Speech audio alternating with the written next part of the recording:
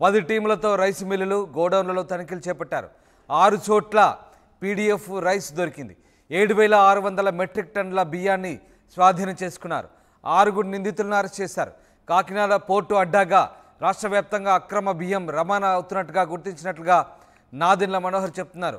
ఒక systematic mafia నడిచిందని, ఒక కుటుంబం బాగు కోసం అంతా పనిచేశారంటున్నారు మంత్రి నాదెండ్ల మనోహర్. ఎవరిని వదలమని రెడీగా ఉండమంటూ ఆయన హెచ్చరించారు. అవసరమైతే సిఐడితో విచారణ చేయిస్తామంటున్నారు నాదెండ్ల మనోహర్. మొత్తం మీద మాజీ ఎమ్మెల్యే ద్వారంపూడి చంద్రశేఖర్ రెడ్డికి ఉచ్చు బిగుస్తోంది. ఆయన్ను వదలబోవంటూ నాదెండ్ల మనోహర్ హెచ్చరికలు జారీ చేశారు. సివిల్ సప్లైస్ రైస్ కుంభకోణంలో నాదెండ్ల ఈ హెచ్చరికలు జారీ చేశారు. మొత్తం మీద కాకినాడ వ్యాప్తంగా ఆయన వరుసగా సమావేశాలు నిర్వహించారు. కాకినాడ కలెక్టరేట్లో 2 రోజులు నిర్వహించిన సమావేశంలో 10 టీంలతో రైస్ మిల్లులు గోడౌన్లో తనిఖీలు కూడా చేపట్టారు. 6 చోట్ల పీడీఎఫ్ రైస్ను దాదాపుగా 7,600 మెట్రిక్ టన్నుల బియ్యాన్ని సీజ్ చేశారు. 6 నిందితులను అరెస్ట్ చేశారు. పోర్టు అడ్డాగా రాష్ట్ర వ్యాప్తంగా జరుగుతున్నటువంటి అక్రమ బియ్యం రవాణాలో ద్వారంపూడి హస్తం ఉందంటూ నాదెండ్ల మనోహర్ ఆరోపించారు. ఒక సిస్టమేటిక్ మాఫియా తయారు చేసి ఒక కుటుంబం బాగు కోసం అంతా పనిచేశారంటున్నారు నాదెండ్ల మనోహర్. అయితే ఎవరిని వదలమని రెడీగా ఉండమంటూ నాదెండ్ల మనోహర్ హెచ్చరికలు జారీ చేశారు.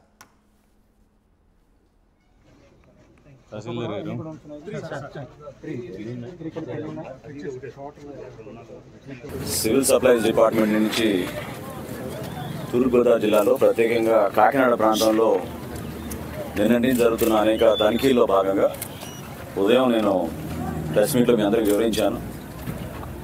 దాదాపు 7,615 మెట్రిక్ టన్నులు నిన్న సీజ్ చేయడం జరిగింది.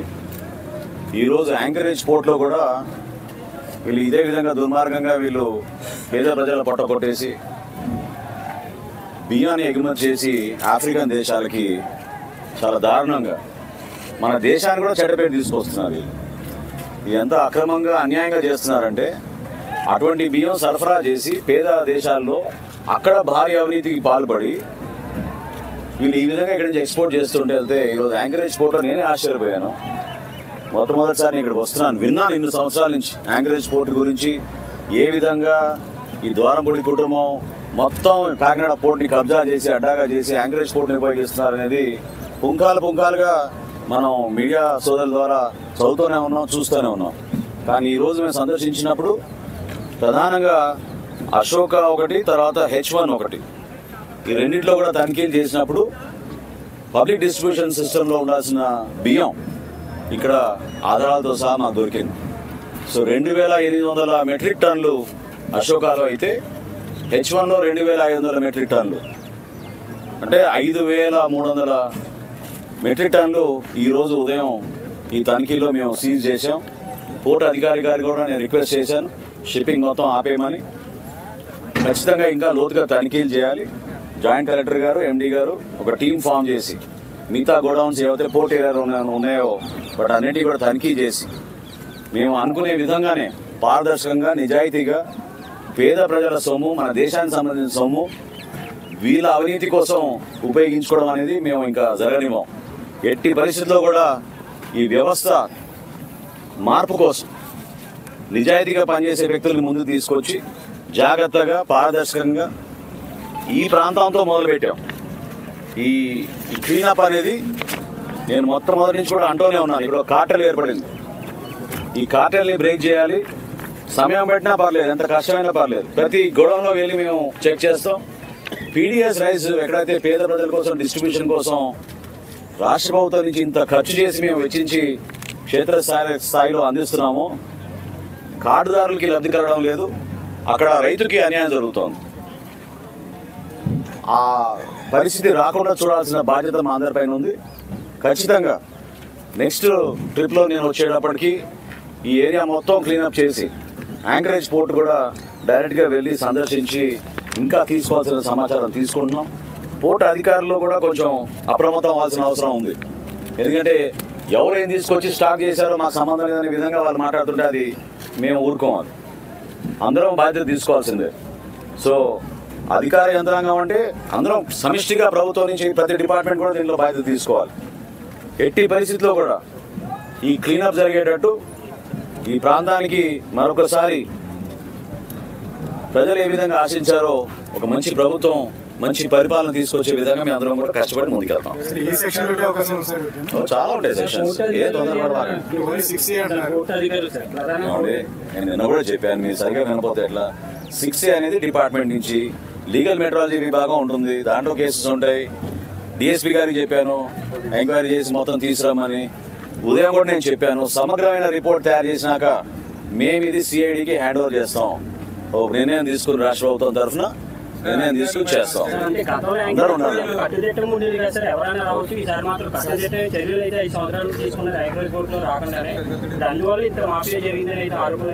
ఉండొచ్చు, వాస్తవం ఉండొచ్చు, వాస్తవాలు ఉండొచ్చు, వాస్తవాలు ఉండొచ్చు. కాకినాడ పోర్టులో మంత్రి నాదెండ్ల తనిఖీల్లో 6 చోట్ల పీడిఎఫ్ రైస్ దాదాపు 7,600 మెట్రిక్ టన్నుల బియ్యం బయటపడడంతో ఒక్కసారిగా మంత్రి షాక్ అయ్యారు. ఈ మొత్తం వ్యవహారం వెనుక ద్వారంపూడి హస్తం ఉందన్నారు. కాకినాడ పోర్టు అడ్డగా రాష్ట్ర వ్యాప్తంగా అక్రమ బియ్యం రవాణా సాగిస్తున్న ద్వారంపూడి కుటుంబాన్ని వదిలేది లేదంటున్నారు. ఖచ్చితంగా సిద్ధంగా ఉండాలంటున్నారు మంత్రి నాదెండ్ల మనోహర్. ప్రకాష్ జైన్ అవుతున్నారు.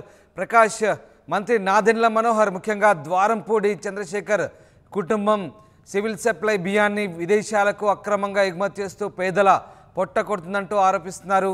రెడ్ హ్యాండెడ్గా దొరికిన ఆ బియ్యాన్నంతా కూడా మొత్తం వ్యవహారంలో ద్వారంపూడి కుటుంబం హస్తం ఉందంటూ మంత్రి ఆరోపిస్తున్నారు. దీనికి సంబంధించి మంత్రి ఇంకా ఏం చెప్తున్నారు, అలాగే ద్వారంపూడికి సంబంధించి మంత్రి సిద్ధంగా ఉండమంటూ చెప్తున్న అంశానికి సంబంధించిన అప్డేట్స్ ఏంటి?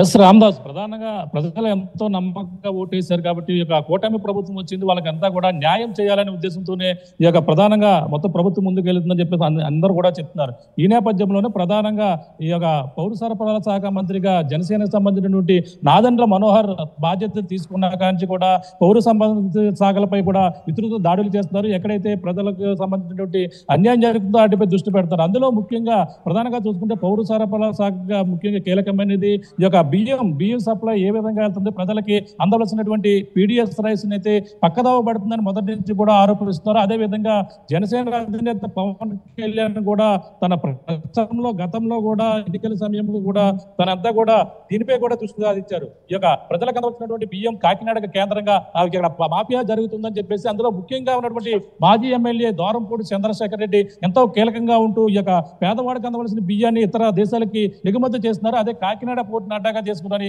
గతంలో కూడా సవాలు ఇస్తున్నారు. అలాగే ప్రధానంగా ద్వారంపూడికి సంబంధించినటువంటి దానిపై ప్రధానంగా ఆ యొక్క మూలాలపై దెబ్బ కొట్టి ద్వారంపూడి సామ్రాజ్యాన్ని కూలగొడతానని గతంలో కూడా సవాలు విసిరారు. అదే విధంగానే ప్రధానంగా తన కీలకమైనటువంటి పౌర సరఫరా శాఖను ఎంచుకోవడం కాకుండా యుద్ధ ప్రాతిపదికన ఈ యొక్క నాదెండ్ల మనోహర్ నిన్న కాకినాడ రావడం, 2 రోజులు ఈ యొక్క బియ్యం గొడవలు ఎక్కడైతే ఉన్నాయో కాకినాడ తీర ప్రాంతంలో ఉన్నటువంటి మొత్తం సివిల్ శాఖ అధికారులపై సమీక్ష సమావేశం నిర్వహించారు. అనంతరం కూడా మొదటి రోజు ఈ యొక్క ఆకస్మిక తనిఖీలు అయితే ఈ యొక్క కాకినాడ పోర్టు ఏరియాలో ఉన్నటువంటి గొడవలు కావచ్చు, రైస్ మిల్లు కావచ్చు, అన్ని ప్రాంతాల్లో కూడా విస్తృతంగా తనిఖీలు అయితే చేశారు. మొదటగా అక్కడ ఉన్నటువంటి ద్వారంపూడి అనుచరులకు సంబంధించినటువంటి రైస్ మిల్లు అలాగే గొడవలు కూడా పూర్తి స్థాయిలో కూడా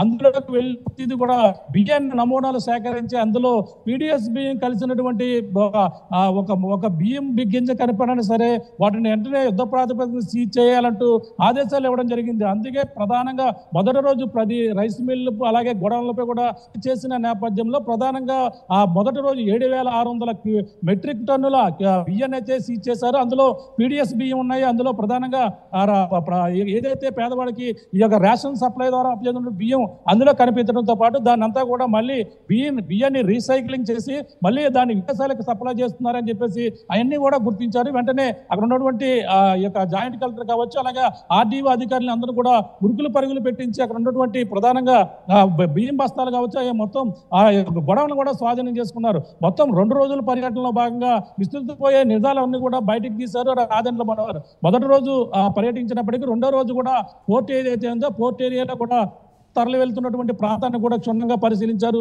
ఆ యొక్క పోర్ట్ ఏరియాలో ఆ యొక్క ఎక్స్పోర్ట్ అవుతున్నటువంటి ఆ యొక్క ఏవైతే వాడలు ఉన్నాయో దాంట్లో కూడా వెళ్ళి అవన్నీ కూడా క్షుణ్ణంగా పరిశీలించారు.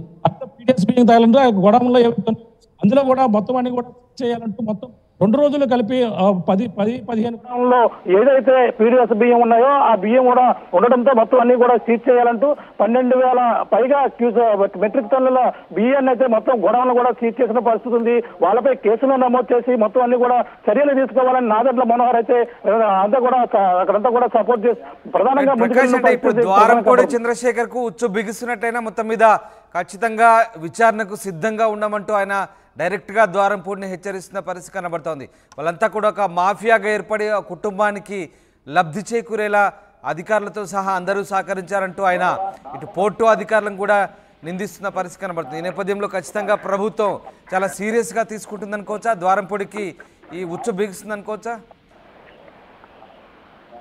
ఎస్ మనం ప్రధానంగా అదే మనకు సూచన అయితే అదే కనపడుతుంది. ఎందుకంటే ఆయన రాగానే అధికారులు చేపట్టగానే ఈ యొక్క కాకినాడ సముద్ర తీర ప్రాంతంలో పోర్టును ఆసరాగా చేసుకుని ఈ యొక్క ద్వారంపూడి అక్రమాలకు పాల్పడుతున్నారు. అదే విదేశాలకి ఈ పేదవాడి బియ్యాన్ని కూడా తరలిస్తున్నారని చెప్పేసి ఏదైతే గతంలో ఆరోపణలు చేశారో దాని మీద తన మూలాలపై కొడతారని పవన్ కళ్యాణ్ సవాలు విస్తున్నారు. ఆ సవాలు విస్తున్న నేపథ్యంలోనే నాదెండ్ల మనోహర్ అయితే అది ఈ యొక్క పౌర సరఫరా శాఖ మంత్రిగా తీసుకున్నప్పటి నుంచి కూడా ఈ యొక్క యుద్ధ ప్రాతిపదికన అయితే అంతా కూడా తనిఖీలు అయితే ముమ్మరం చేశారు. ఈ యొక్క తనిఖీలు అయితే కొనసాగుతున్నాయన్నారు. ఒకటే చెప్తున్నారు, రైతులకి ఏదైతే తక్కువ ధరకి కొనేసి ఎక్కువగా అమ్ముకుంటున్నారో అవన్నీ కూడా పూర్తి స్థాయిలో రైతులకి న్యాయం జరిగే విధంగా మేమంతా కూడా కృషి చేస్తాం. రైతుకి అందవలసినటువంటి రైతుకి చేరవలసినటువంటి డబ్బు అంతా కూడా ఈ విధంగా పక్కదారి పడుతుంది, అక్రమార్కుల చేతులకి పడుతూ ఈ విధంగా అక్రమాలు చేస్తున్నారంటూ కూడా చెప్తున్నారు. ఈ నేపథ్యంలోనే ద్వారంపూడికి సంబంధించిన అనుచరులపైనే ప్రధానంగా గొడవలన్నీ కూడా అనుచరులకు సంబంధించినట్టుగా అయితే నాదెండ్ల మనోహర్ గుర్తించారు. వాటిపై కూడా క్రిమినల్ కేసులతో పాటు ఈ యొక్క